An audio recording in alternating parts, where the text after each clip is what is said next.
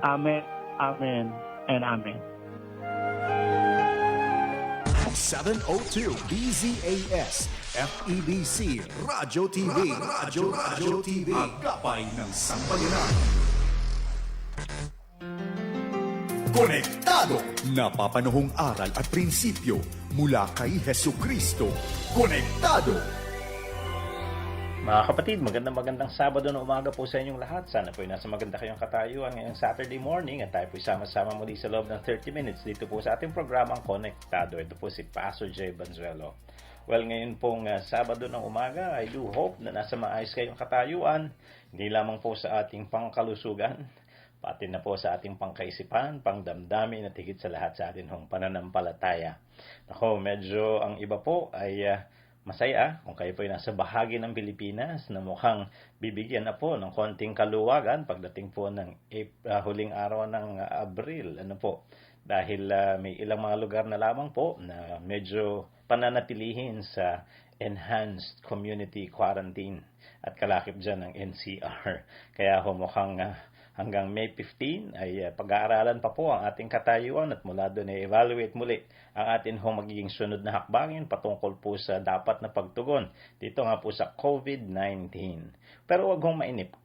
Tayo po ay kinakailangang tumingin sa mas malaki-laking dahilan kung bakit ito ay kinakailangan dalhin o kaya dapat gawin sapagkat ito po ay makakatulong sa ating katayuang pangkalusugan at panglipunan. Tatandaan po natin, sayang yung effort kung halimbawang tayo po ay biglang mag-give up at saka biglang magkakaroon ng matinding paglawig ang pagkakahawahan tungkol po dito. Pero kung tayo naman po ay magtsatsaga at ito po ay magawa ng katugunan, ma-identify ang dapat ma-identify at mabigyan na po ng tinatawag nating mga paunang pamamaraan, ang atin response para sa mga nagkakawahan, sa nagkasakit, at maging yung katayuan ng ating mga frontliners na ating sinasaluduhan din ay mailagay po natin sa maayos-ayos na katayuan at katugunan, ay hopefully ay magkaroon na po tayo ng pamamaraan para ang mga bagay-bagay na ito ay mas lalo pong, sabi nga natin,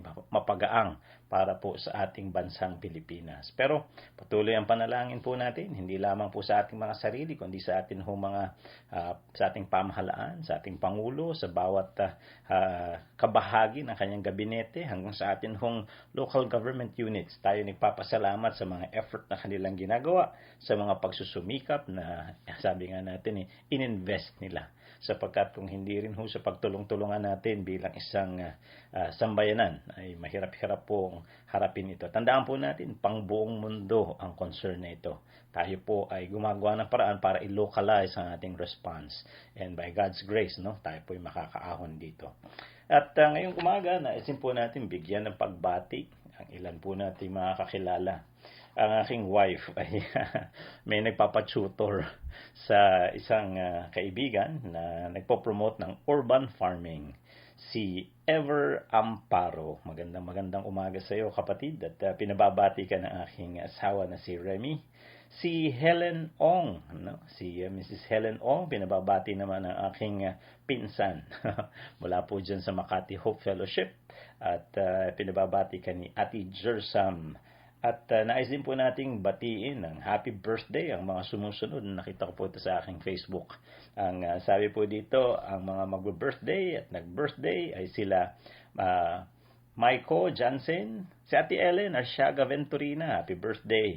Si Brother Mike Tagamtam, at yung atin pinsan, si Danny Esguera. Maging si Kuya Egg Fornoles, ay happy birthday po, Kuya Egg. Si Mr. Mans D, yan, happy birthday. At maging yung asawa po na ating isang pastor dito po sa Christian Gospel Center. At ito po yung ating kasamang miyembro dito po sa CGC Bilog ay si Mrs. Cherry Joy Corrales Bautista. So yan po ang ating mga naisulat na mga birthday celebrators. At nawa ang inyo pong pagsa-celebrate sa kabila na tayo po ay nakakulong. Pansamantala lang naman po sa ating kanya-kanyang mga living quarters, para po tayo ay maka-observe ng social distancing at hindi kumalat itong kung tawagin natin virus na ito na magkukos ng mga karamdaman. Tayo naman po ay nagsasaya sapagkat kasama naman natin ang mga miyembro ng ating mga pamilya. At ngayon po, nais po muna natin na makadagdag sa inyong kagalakan ngayong Sabado ng umaga.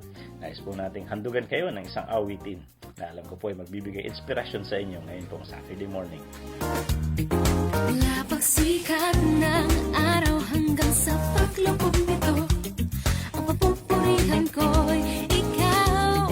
Mula pagsikat ng araw hanggang sa paglubog nito, ang papupurihan ko'y ikaw. Sadyang hindi napapagkat, ngalan mo'y tatanghal, O Diyos. Mula pagsikat ng araw hanggang sa paglubog nito, ang papupurihan ko'y ikaw.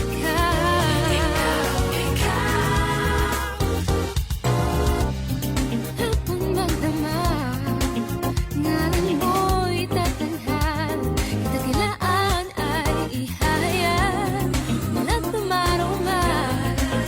Ngalan mo'y karapat-dapat na aking papurihan hanggang sa kailanman. Yeah. Pupuri pagsamba sa iyo'y laan. Mula pagsikat ng araw hanggang sa paglubog nito, ang papupurihan ko'y ikaw. Mula pagsikat ng araw hanggang sa paglubog nito, ang papupurihan ko'y ikaw. Sadyang hindi napapagkat, ngalan mo'y itatanghal, O Diyos. Mula pagsikat ng araw hanggang sa paglubog nito, ang papupurihan ko'y ikaw.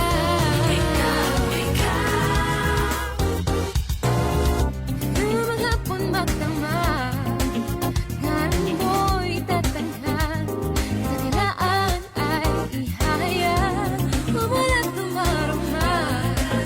Ngalan mo'y karapat-dapat na aking papurihan hanggang sa kailanman. Yeah. Pupuri pagsamba sa iyo laan. Mula pagsikat ng araw hanggang sa paglubog nito, ang papupurihan ko'y ikaw.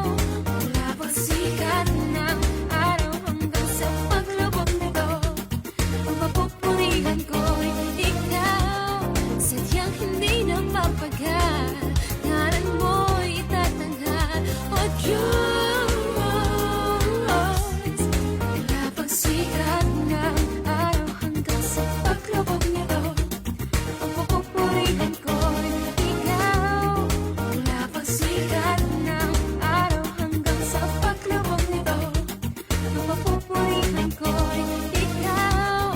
Sadyang hindi mapapagkat, ngalan mo'y tatanghal, O Diyos. Ngalan mo'y itatanghal, ngalan mo'y itatanghal, maghapon magdamag, ngalan mo'y itatanghal, O Diyos, O Diyos. Mula pagsikat ng araw hanggang sa paglubog nito, ang papupurihan ko'y ikaw. Mula pagsikat ng araw hanggang sa paglubog nito, ang papupurihan ko'y ikaw. Mula pagsikat ng araw hanggang sa paglubog nito, ang papupurihan ko'y ikaw. Mula pagsikat ng araw hanggang sa paglubog nito, ang papupurihan ko'y ikaw. Papurihan ko, papupurihan ko, ikaw. Ayan, yung song na yan ay specially dedicated po para sa inyong lahat. At ngayon pong Sabado ng umaga, nais ko rin paalalahanan kayo, medyo humanap po ng pamamaraan para labanan ng init. Napapansin po ninyo yung heat index natin, no? Ay medyo sobrang alansangan na at talagang nararamdaman na po natin ang init sa atin hong kapaligiran. Yan po ay kabahagi ng atin hong summer feel.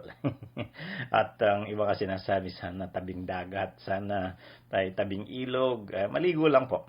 Kakadagdag ginhawa po sa ating mga pangangatawan. Humanap din po ng mga makakain na medyo malamig, para medyo maibsan-ibsan ang pagkainip, kumain ng mga pagkain na medyo magpapasaya. Ang akin hong nilalantakan ay singkamas. Sabi nila, mura lang. Totoo naman po, malutong. Ako'y nasisiyang kainin. At ang higit sa lahat, pag mainit at ito po yung nilagay sa ref, ay nakakaginhawa po ng ating katawan. Meron naman po mga ilan, nakita ko gumagawa ng iba't ibang klase ng mga ice candy, mga ice drop, talaga naman lahat ho ng mga pwedeng gawin ngayon ay atin na hong pagbigyan ng ating mga sarili na ikabubuti naman at ikasasaya ng atin ng mga pamilya, ay subukan po natin. Magluto-luto kayo, okay? Magtimpla-timpla ng pwedeng inumin na maayos sa katawan. At marami mga prutas na in season. Ang isa sa mga pinagkakaabalahan din namin ay gumawa ng mga iba-ibang klase ng paghahanda ng melon. Paborito ko ang melon. So, yan po ay magagandang isang bagay na ating ma-appreciate sa bansa po natin bilang isang bansang tropical ang weather. May init nga lang pero ang atin hong ikinagagalak, ang dami mga produkto at sa mga prutas na yan. Kung mabibili naman sa mga tindahang nandyan sa malalapit sa inyo, at may mga iba namimitas sa kanilang mga bahay. Dami ko nakikitang mga videos na nandito sa Facebook na makikita po natin yung mga namimitas ng prutas sa mga bakuran. Mula Makopa, kay Mito, meron namimitas ng buko. Kita kasi kay Lowell Salen, namimitas ng bunga ng buko. Meron namimitas ng bunga ng mangga. Meron iba-ibang klase. So nakakatuwa sapagkat yan ang pakinabang kung kayo nagtanim-tanim ay merong aanihin. Tama yung kasabihan, ang may tinatanim, may inaani. So ngayon po, ang atin naman pag-uusapan ay isa pa ring topic na medyo ay nagmamanifest sa ating mga buhay kapag ganito nakalagay tayo sa isang sitwasyong unfamiliar. Pero ang sabi nga ng ilang mga eksperto, dahil nagkaroon na ng higit 1 buwan sa atin community quarantine. Medyo nakakapag-adjust na at somehow bumibilis na ang mga araw. Sabi nga ng anak ko habang nag-uusap kami over dinner, noong nakaraang mga weeks, talaga ang tagal ng bawat araw. Parang naiinip ka, parang halos di mo na alam kung anong gagawin mo. Somehow, nakasanayan mo na ngayon, ang bilis na ng takbo ng panahon. Iba naman ngayon. So, yung May 15, hindi naman sobrang haba na. Pagbigyan po natin, ito ay pag-aaral ng mga eksperto na makakatulong sa atin. Alam ko po, bawat isa ay may challenge na kinakaharap. Tayo rin po ay kabahagi niyan. Pero tandaan natin, pwede tayo magkaroon ng kagalakan mula sa Panginoon. Pero yung tatalakayin natin ay bahagi ng normalidad. Gusto rin nating i-address sa mga concerns nating pangtao. Baka isipin ninyo, ito namang si Pastor, yung sinasabi, mga bagay na hindi pang-realidad. Hindi po. Ang pananampalataya ay pang-realidad. Yun ang kagandahan po niyan. Ina-address tayo ng Panginoon in connection sa ating mga struggles, sa ating mga concerns, at sa ating mga cares. At ang ating pag-uusapan ay hindi nalalayo dyan. Ang isa sa ating mga dapat harapin ay may kinalaman sa anger o kaya sa galit. Kaya ang ating magiging topic ay anger management. Tingnan niyo po yung sinasabi ng isang manunulat, si George Sweeting. Gumawa siya ng isang simpleng pananalita dito. Sabi niya, I lose my temper, but it's all over in a minute, said the student. So is the hydrogen bomb, I replied. But think of the damage it produces. Totoo naman, minsan nagagalit tayo, nawawala tayo sa ating katinuan, sa atin ng sobrang pagkagalit. Pinagbigyan mo yung iyong galit. Sandali lang, kaya lang daw parang pagsabog din ng malakas na bomba. Isipin mo daw ang magiging konsekwensya pagkatapos niyan. So isipin po natin. Sa panahong ito, may mga iritasyon tayo, may mga pakiramdam na hindi ayos, may mga kiskisa ng pagkatao, pag-uugali at mga opinyon. Talagang kabahagian.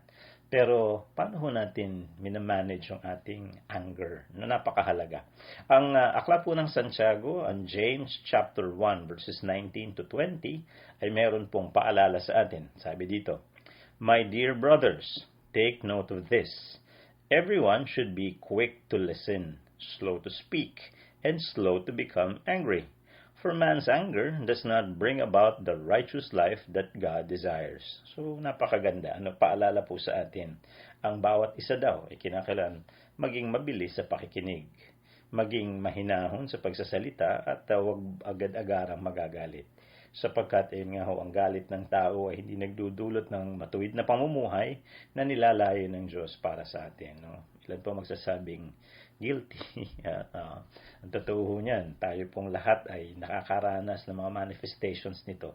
Mapapansin po ninyo, maliliit na bagay, no, napapalaki natin, yung malalaking bagay, talagang nagpapasama ng ating kalooban, kaisipan, pakaraming mga bagay na nagbibigay sa atin ng kalituhan ngayon. At may isang akong kausap, ang sabi niya, parang hindi ko na po kilala ang sarili ko. Totoo naman, hindi ka familiar at first time mo naranasan yung ganitong karanasan, may mga discoveries ka about yourself na hindi mo dati nararanasan o hindi mo nakita at hindi mo na-express. But now, iba. So, somehow you're seeing yourself. So, siguro, maganda rin makita natin paano ba natin i-deal or i-address itong bagay na ito. So, tingnan natin. Saan man nanggagaling ang problema? Bakit tayo nagagalit? Una daw, occasionally, we become angry for a righteous cause. So, may mga pagkakataon, nagagalit ka dahil siguro may mga nangyari na lumalabag sa prinsipyo ng katarungan o kaya ng mga bagay na maayos at matuwid. May gumagawa ng masama, okay lang, magalit ka kasi hindi dapat siya nangyayari. May gagawa ng mali, nagagalit ka kasi syempre gusto mo yung maayos at yung tama. So, yung pagkagalit ho, hindi naman palagi na ito po ay minamasama. May galit na okay. So, may mga pagkakataon, nagagalit tayo dahil matuwid o matino yung dahilan. Pero madalas din, nagagalit daw tayo dahil sa dalawang bagay. Una, we're selfish. Ang ating gustong pagbigyan, yung ating sariling kalagayan at katayuan. And second, wala tayong pasensya. Either nasagad, o may mga pagkakataon, hindi natin na-apply ang patience. No? So, yan po ay dalawang sources daw na ating pagkagalit. Selfishness, at yung tinatawag nating impatience. Now, ang sabi, we are happy when people agree with us and let us have our own way and give us what we want. But they do not always see it our way, and our selfishness and impatience often lead to angry outbursts. Totoo po yun. Ito ay napakaganda sapagkat pinapakita ho ang ating realidad. Masaya ka pag sumasang-ayon sa'yo. Masaya ka pag pinagbibigyan yung gusto mo. Masaya ka pagka yung iyong naisin ay natutugunan. Pero hindi laging ganon. May ibang tao, may ibang opinion, may ibang gusto. Kinakailangan mag-blend din, kung paano merong give, merong take. Yun yung kasama eh. At may mga times, kinakailangan matutunan din natin how to be flexible, how do we stretch ourselves. Ang napakahalaga nito, paano natin lalawakan na ating kaisipan at paano tayo makikisama. Dahil hindi lang naman ho tayong dapat pakisamahan, vice versa yan. So, yun yung challenge na tinatawag nating human relationship at interaction. Ngayon, tingnan po natin ang mga sumusunod na nagiging dahilan daw ng pagkagalit ng tao. Ito po'y pwedeng nararanasan yung isa o ang lahat ng ito. Tingnan natin ang sumusunod. Yung una daw ay violation of rights. May mga karapatan ka, itong mga bagay na ito ay hindi napagbigyan sa iyo. Ibig sabihin, yung karapatan mo ay hindi po na-recognize, hindi kinilala. So everyone believes they have certain rights. On a physical level, we each feel we have certain space rights. Ayan. Yun nga ho ang isa sa mga pinag-uusapan ngayon. Dahil sa ating mga tahanan, depende ho sa size ng ating area ang kinalalagyan, ay magkakaroon ho tayo ng pagsasama-sama. Masayang magsama-sama. Pag may okasyon, may kainan, may tawanan, meron hong activities. On the other hand, may mga times na yung pagsasama-sama, gusto rin nating magkaroon ng konting break. Yung tinatawag ng iba na me time. O kaya yung aking personal space, recognize mo. Kasi mahalaga sa tao yung kanyang privacy. Yan. At mahalaga din sa tao ang kanyang, kung tawagin natin, ay yung katahimikan. So, pagka yung mga bagay na yon ay hindi po na-observe, yung iyong mga privacy at authority, two important factors sa ating buhay. Gusto mo payapa, gusto mo tahimik, gusto mo yung sayo ay hindi ginagalaw ng iba, kaya hindi pinakikialaman ng iba, but then magkakaroon ng tinatawag nating irritation pagka hindi po ina-observe. Bigyan ko kayo ng isang practical sample. Karamihan ho sa atin ngayon, ang ating pinagkakabalahan ay social media. Tama po ba? At karamihan ho sa atin ay merong gustong mga gadgets na gamitin. Paano kung limited yung number of gadgets? Hiraman, o kaya ay palitan, o kaya ay intayan. Paano kung medyo naiinip ka na gusto mo nang magamit? Television, yan, yung mga appliance na katulad yan. Gusto mong manood, kaya lang may nauna sa'yo. At yung pinapanood niya, ayaw mo. Ayan. So, may mga pagkakataon, gusto mo tahimik. Gusto niya maingay. Gusto niya may tunog. Yung isa, dahil mainit, gusto niya nakatutok ventilador. Kaya lang, nandiyan kayo, iisa ventilador. So, ayan nagkakaroon ho tayo ng ilang mga problema sa atin ho mga nararanasan, dulot na rin ng ating pagsasama-sama. Sabi nga ho ng isang chat ko sa Messenger, sabi niya, minsan, Pastor, the solution is the problem. Sabi ko, ano ibig sabihin?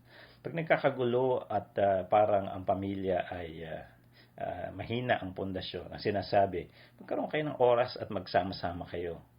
Sabi niya, pagka hindi pala developed ang relationship at hindi kayo sanay at nagsama-sama kayo, doon lumalabas ang mas malaking problema dahil nagiging iritasyon sa inyong presensya ng bawat isa. So, yung inyong pagsasama-sama ang problema. Napaisip din ako doon. Hindi naman dapat na ito ay palaging maging problema. Kinakailangan lang matuto tayo ng adjustment. Pero ito sinasabi natin, kasama talaga sa ina-identify na ang nakagagalit sa tao, kasama doon ang violation of your rights. May pangalawa, disappointment with station in life. Nasasama ang loob o parang hindi ako nakakaahon sa kalagayan kong ito. Hindi ako makaalis-alis sa ganitong sitwasyon. So, pwedeng yan ay may kinalaman sa iyong profession. Pwedeng may kinalaman yan. Ilagay natin sa ating katayuan yan. May kinalaman sa iyong location. Baka hindi ka makaalis. Andyan ka lang. Marami kang plano, marami kang gustong marating, may mga bagay kang gustong maranasan na dahil ho dito nalilimitahan. So, may sama ka ng loob, may galit ka. Sabi ho dito, many people, they become bitter with anger when they begin to suspect that their oyster does not have the pearl they wanted. So lahat tayo gusto natin may ibunga ang atin mga efforts na ibinibigay. Katulad nito, sa loob halos ng magiging 2 buwan para doon sa nagsimula. Kasi March 15, tapos May 15. Literally, yung buong summertime natin, halos nandito lang tayo sa ating mga tahanan, which is good. Gusto natin ng holiday break, gusto natin ng time with family, we have it. Kaya lang, yun nga, may mga bagay din tayong gustong ma-achieve. May mga times, yung mga estudyante, iniisip, paano na yan? Pinaghirapan ko yung grade ko, kaya lalabas na aking grado. Ayun, Siyempre, iniisip mo paano nila ako tutugunan sa aking ako po'y guro, So, ang iniisip ng mga estudyante, kaya magiging labas ng aking grade? Baka hulaan lang, May mga ganun takot. At may mga professionals naman na iniisip, nagsumikap ako para mag-improve buhay namin, nagkaganito. So, ang daming setback, Yung pagiging responsable mo pag nag-kick in, nagkakaroon ka ngayon ng panic attack. Bakit? Paano na lahat ito? Paano na yung ang daming tanong? Hindi naman sinasabing masama yan, pero totoo naman, nakakapanik ko talaga. Sapagkat habang iniisip mo ang mga bagay-bagay, parang ang nangyayari, parang nawawalan ka ng pag-asa. Pero huwag mong bibitawan yan. Pero ang sinasabi lang natin, isa sa mga nakakagalit, pagka disappointed ka sa iyong station in life. May sinasabi ang Proverbs 19 verse 3. Kawikaan 19, talatang 3. A man's own folly ruins his life, yet his heart rages against the Lord. May mga pagkakataon, kapalpakan ng tao, at ang nagiging batuhan natin ng atin sisi ay ang Panginoon. Maging maingat po tayo. Bagamat ang mga bagay na ito ay nagaganap na may kapahintulutan ng Diyos, pero ang mga bagay din na ito, tatandaan natin, kaya niya ipinapahintulot para maranasan din natin ang realidad. Ako po nagsasalita from a biblical perspective. Ang ginagawa nating tama, may rewards. Pero ang ginagawa nating mali, may consequences. Ito takbo ng buhay dito sa lupa, hindi naman natin may tatago. Marami tayong nagagawang hindi ayos. So, pinahihintulot ng Panginoon na ma-realize natin, teka, ang mga maling pagkilos ninyo, may mga natural at practical consequences yan. So, kaya nangyayari yan, may mga naging mali. Hindi ba? Napansin ninyo ngayon, parang ang dami nating realization. Nagkakaroon tayo ng kaisipan, dapat hindi ko ginawa yan. Dapat, nagiging tayo nagiging submissive na tayo ngayon. Nagiging humble. No? Mahalaga rin natin makita yung practical value niyan. Pero remember, nakakagalit talaga naman pagka ikaw ay hindi nakakaalis sa iyong stasyon sa buhay. At ang pangatlo, blocked goals. No? Napipigilan ng iyong mga gustong mangyari. Sabi dito, setting and achieving realistic goals can be a source of personal satisfaction. Totoo. Ang marami ho sa atin, may ambition, may plano, meron ho tayong mga malinaw na purposes ng atin hong paggamit ng oras, ng ating mga buhay, ating mga kakayahan. Well, that's part of it. But everyone sets goals, though some are not consciously aware of the process. When we are blocked from achieving our goals, for good cause or not, we frequently respond in anger. So, bakit tayo nagagalit? Meron ho tayong mga pina-project, meron tayong mga tina-target. Pag hindi ho nangyari, kakaproblema tayo. Kakaroon tayo ng frustration, yun yung word. Kaya ho, kinakailangan natin makita, bakit ho tayo naiirita ngayon? Bakit tayo nagagalit? Kasi minsan yung practical na tanong, lagay lang natin sa ating sitwasyon ngayon. Tama ba na tayo mag-respond laban dito sa nakakahawang sakit na ito, yung COVID-19, dulot na isang virus? Tama, tumugon. Talaga bang bago ito? Yes. Tayo lang ba ang tumutugon? Hindi, buong mundo. Delikado bang lumala? Yes. Nagpapabagsak ba ng ekonomiya ng mga bansa? Ay totoo po.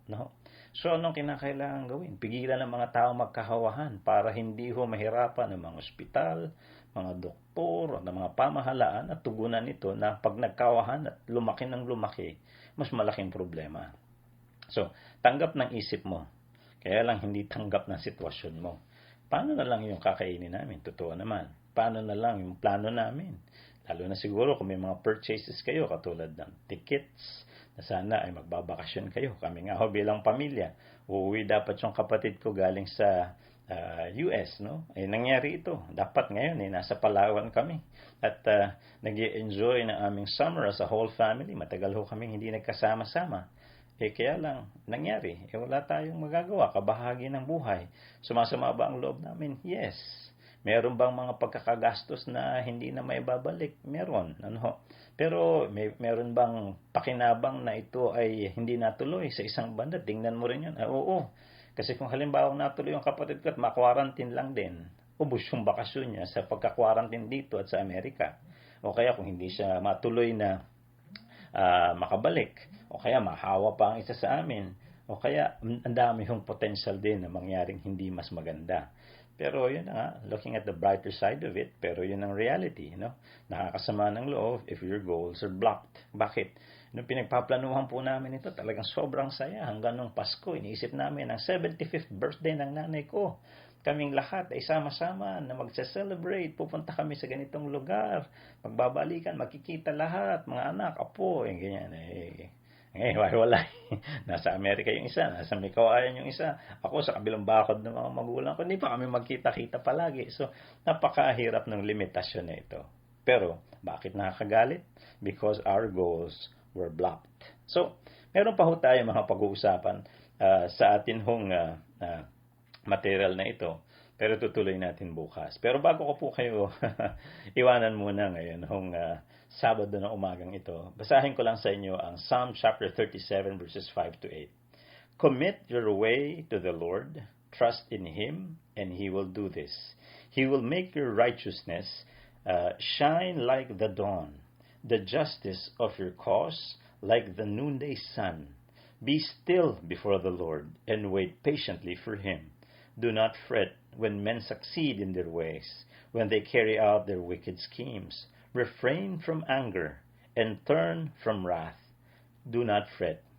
It leads only to evil. Maganda ho yung paalala ng banal na kasulatan. Ano pa ba ang mga nakakagalit sa atin? Sabihin niyo, ito si pastor, puro galit. Pero aminado ho tayo.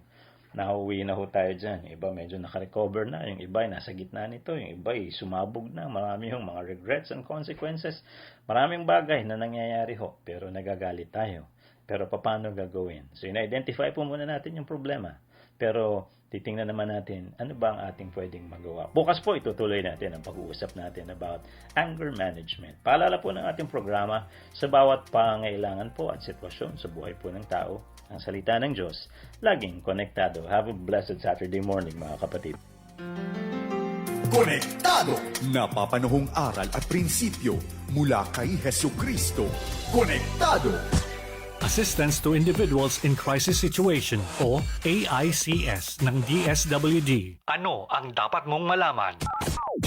Hanggang kailan ang Social Amelioration Program na ito at magkano kada buwan ang matatanggap na tulong? Ang pagkakaloob ng tulong na ito ay tatagal ng 2 buwan at nakabatay naman sa maximum subsidy amount ng kada rehiyon ang matatanggap at ito ay hindi bababa sa 5,000 pesos o hindi tataas sa 8,000 pesos. Para sa karagdagang impormasyon, bumisita sa dswd.gov.ph o makipag-ugnayan sa numerong 8-951-2803. A public service announcement from PCOO, DOH, KBP, and this station. Kilalanin siyang hindi basta-basta kung sino-sino. Panauhing sa kwento, walang talo. At sa huntahan, sadyang panalo. Siya ang ating ehemplo. Makikilala mo na siya sa ilang sandali. Sumasahimpapawid mula sa Maynila. Ito ang Far East Broadcasting Company Philippines. FEBC Himpilang 702 DZAM. Agapay ng sambayanan. Pagbibigay pugay at pagpaparangal sa ating mga kababayang naninindigan at nagpapatunay sa kahalagahan ng katapatan at dangal. Ehemplo. Dan Andrew Cura para sa Ehemplo.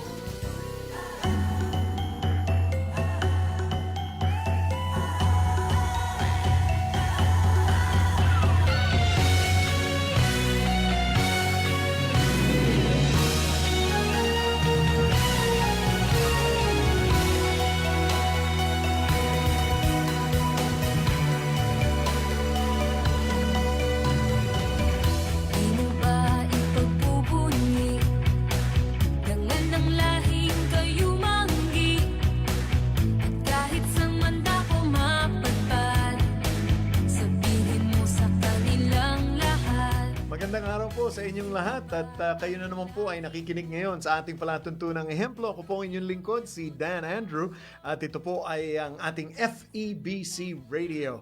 Aba, siyempre naman po dito sa Kamaynilaan, tayo po ay naririnig sa 702 DZAS. Kaya magandang araw po sa inyong lahat dyan. Sa Bacolod naman, 1233 DYVS. Diyan naman sa South Cotabato sa 1062 DXKI. Magandang umaga po sa inyo. Siyempre dyan din sa Santiago Isabela over 1143 DZMR. At sa ating mga kaibigan naman dyan sa Cagayan de Oro sa 103.3 FM, The New J Radio. Magandang umaga po sa inyo. At sa Quezon, Palawan, siyempre sa 106.3 DZRK Radio Kapit Bisig. Siyempre naman, naririnig din tayo all over the world sa febc.ph at sa pamamagitan ng FB Live na tinatawag natin, FEBC Radio. Siyempre, ganun din po, mayroon na tayong app ngayon, yung FEBC PH Stream. Abay, kung wala pa po kayo niyan, mag-download na po kayo sa Google Play ng FEBC Stream, para naman po marinig nyo na kami. At alam nyo naman po dito sa ating palatuntunan ehemplo, kung ito po'y kauna-unahan nyo pa lang na makadalaw sa amin, abay, ang ginagawa po natin dito ay kwentong buhay ng mga taong nagpapakitang gilas ng pagiging Pilipino nila. At sa iba't ibang larangan po tayo. Mayroon pong buhay pamilya. Kamakailan nagkaroon po tayo tungkol naman sa sports. Yung iba naman tungkol sa relihiyon. Ngayon naman po, kakaiba po dahil gobyerno po tayo ngayon sa pagbibigay pugay natin kay Police Chief Master Sergeant Marcia Agustin. Siya po ang Camp Krames Anti-Human Trafficking crusader ba? Parang Batman ito At siya po ngayon ay awardee ng 2019 Metrobank Foundation Outstanding Filipino Police Officer. Siya po ay isang lisensyadong social worker at may bachelor's degree po ng social work sa St. Paul University sa Tuguegarao City. At advocate po siya ng paggamit ng social working principles, lalong-lalo na po sa paghandle ng human trafficking cases at mga pagprotekta sa mga kababaihan at sa mga kabataan, lalong-lalo na po yung mga walang laban, yung tinatawag nating disenfranchised. Siya rin po ang co-author ng Standard Operating Procedures ng manual ng PNP, ng Philippine National Police sa pag-handle po ng trafficking ng mga tao, trafficking ng mga tao natin, yung mga cases, kailangan po yan. At siya rin po ay sinigurado nilang align po ito sa Expanded Anti-Trafficking Persons Act natin. Si Sergeant Agustin ay isa po sa mga unang responders ng Tacloban doon sa Tacloban during Yolanda. Kaya po talagang may puso po siya para sa ating mga kababayan. Kaya nga po hindi lang human trafficking, talagang yung sa social responsibility natin sa pagresponde.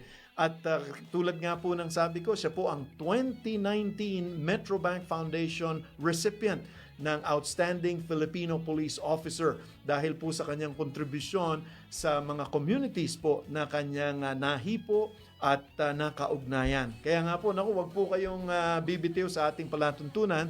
Tulad po ng dati, magbibigay-pugay po tayo sa mga kapilipino natin tulad ni Police Chief Master Sergeant Marcia Agustin. Dito lamang sa ating palatuntunang ehemplo.